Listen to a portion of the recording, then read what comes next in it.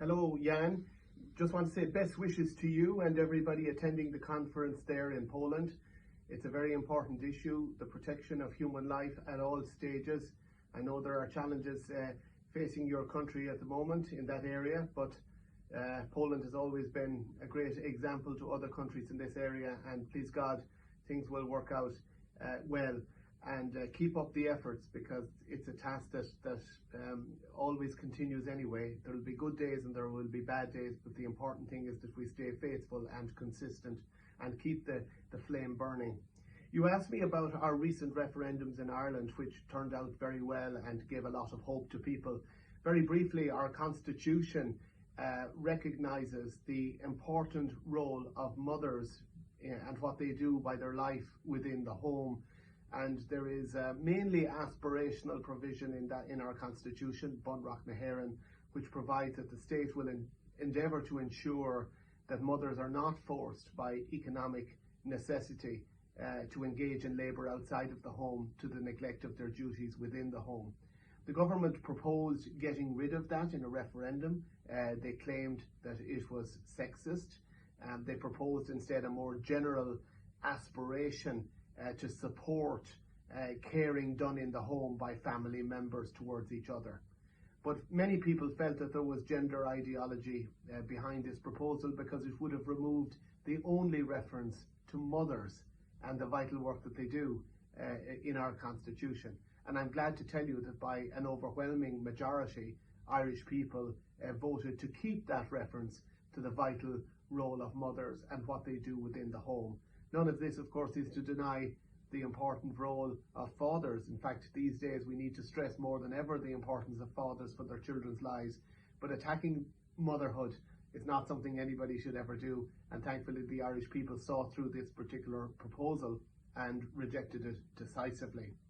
The other change that the government had proposed to make was to change the constitutional recognition of the family.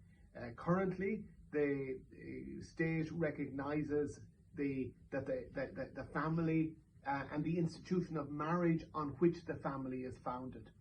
And the government proposed to dilute that by removing that linkage between marriage and family, and to say instead that family was based on marriage and other durable relationships. Well, of course, nobody could explain what a durable relationship might mean. Could it be a relationship of more than two people? Could it be a short-term relationship? There were all sorts of implications for areas of law, including succession and so on. And I'm glad to tell you that that proposal was also decisively defeated.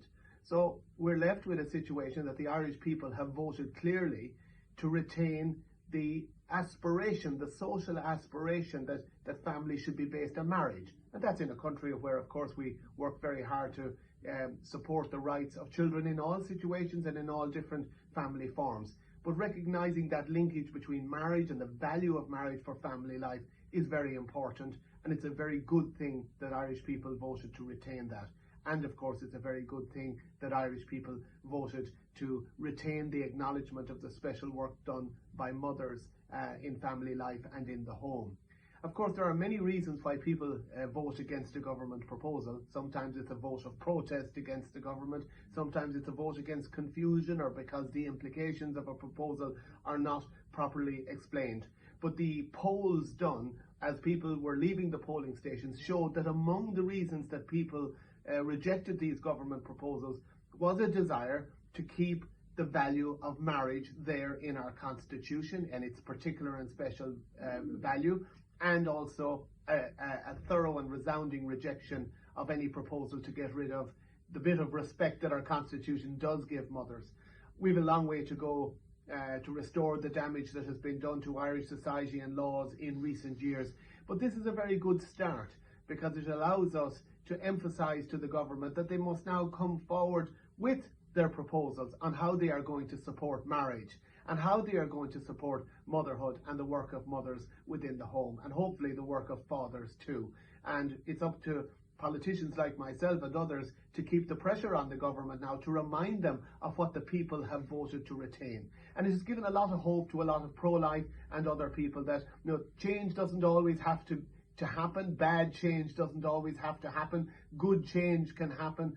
This has given momentum to people who want to undo some of the damage of recent years. We have a long way to go, but it has given encouragement to people to stand up for the family, and to stand up for the family based on marriage, and to stand up for the distinct and important role of fathers and mothers in family life.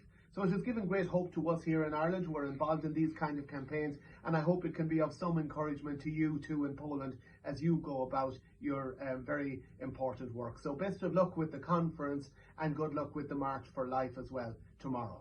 All the best.